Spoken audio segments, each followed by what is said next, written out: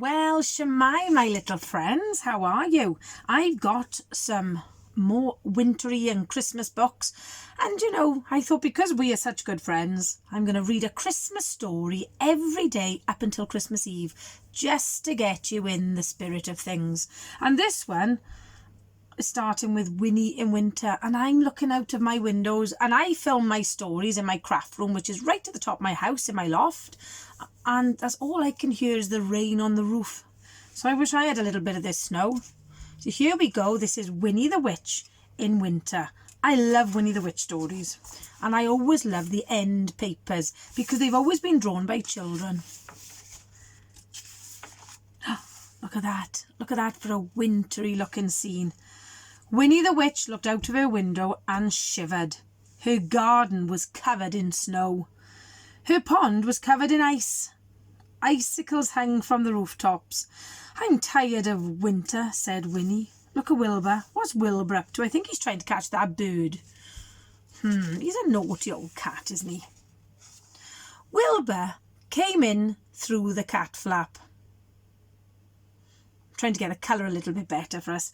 His feet were wet and his whiskers were frozen. Wilbur was tired of winter too. Look. Hang on, he's got feathers in his mouth. Do you think he ate the bird, or do you think he might have pulled his tail feathers off? It's a naughty old cat. Suddenly, Winnie had an idea. She stopped what she was doing. She took down her big book of spells and she read it carefully. It looks very, very complicated.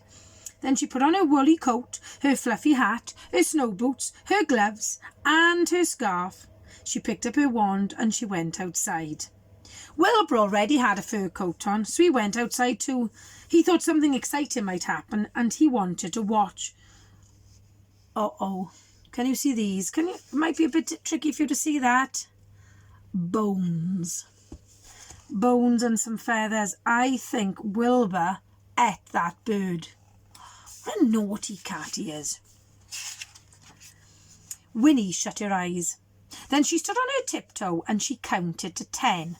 1, 2, 3, 4, 5, 6, 7, 8, 9, 10. She waved her wand 5 times. I'm going to use my paintbrush for my wand. 1, 2, 3, 4, 5. And she shouted, "Abracadabra!" And something magical happened. Above Winnie's house, the sun shone brightly. The sky was deep blue. All the snow had disappeared. It was no longer winter at Winnie's house. It was sunny summer. Winnie took off her woolly coat, her fluffy hat, her snow boots, her gloves and her scarf. She got her deck chair and she went out in the garden to sit in the sun. "This is lovely," said Winnie. "Summer is much nicer." Wilbur lay down in the sun and purred. "This is lovely," he thought. "Summer is much nicer than winter. Can you see? Both sides there's still lots and lots of snow. But look, above her house is a great big sun. And she's got her knickers and tights hanging on the line, where everyone can see them." All over the garden, little animals were waking up. They'd been having their winter sleep, and they were very, very cross. They came out into the garden yawning sleepily. "It's too early for summer," they grumbled. "We want to go back to sleep." The flowers had been asleep under the snow. They woke up and began to grow. Up came the leaves and then the flowers. But the sun was too hot for them. Their heads began to droop. All the lovely flowers were dying. Winnie was worried. The animals and the flowers didn't like her lovely summer. Then she heard a very strange noise. Oh my goodness, look at all these people. What do you think they're all running for? Winnie turned around and there behind her was a great big crowd of people. They were running along the road towards her house. Do you think they're coming for the sunshine? They crowded into her garden. They took off their coats, their hats, their boots, their gloves and their scarves. They sat in the sunshine. They walked on Winnie's flowers. They put orange peel on Winnie's grass. And they paddled in Winnie's pond. Well, how rude. And they naughty doing that. I can't believe how cheeky they are. Soon there was no room for Wilbur.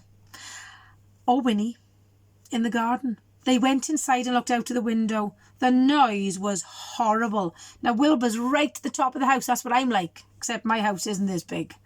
And there's Winnie looking very, very grack, making gracky out. She's very angry. The mess was horrible. Winnie's lovely summer was horrible. Then Winnie heard another strange sound, a tinkling noise. Look at all these people crowded in there, and just here's the snow. And they are just under the bright sunshine. Somebody was selling ice creams in her garden. Winnie was furious. Look who's this. Can you see this here? Father Christmas is arriving. She grabbed her wand. She rushed outside. She stamped her foot. She shut her eyes. She counted to 10. 1, 2, 3, 4, 5, 6, 7, 8, 9, 10. Waved her wand 5 times. Ready? 1, 2, 3, 4, 5, and shouted, "Abracadabra!" The sun disappeared. The blue sky disappeared, and the snow began to fall. The people put on their coats, their hats, their boots, their gloves, and their scarves, and rushed home. The animals went back to bed to finish their winter sleep. The flowers went back under the ground to wait for spring. Here's Father Christmas, look. Winnie and Wilbur went back inside. Winnie made a cup of hot chocolate and toasted a muffin. Wilbur had a saucer of warm milk. Then Winnie snuggled into bed. Wilbur curled up at the foot of the bed and purred. "This is warm and cosy," said Winnie. "Winter is lovely too. Look who's going down the chimney. Father Christmas, and look, that must be Rudolph with the sleigh."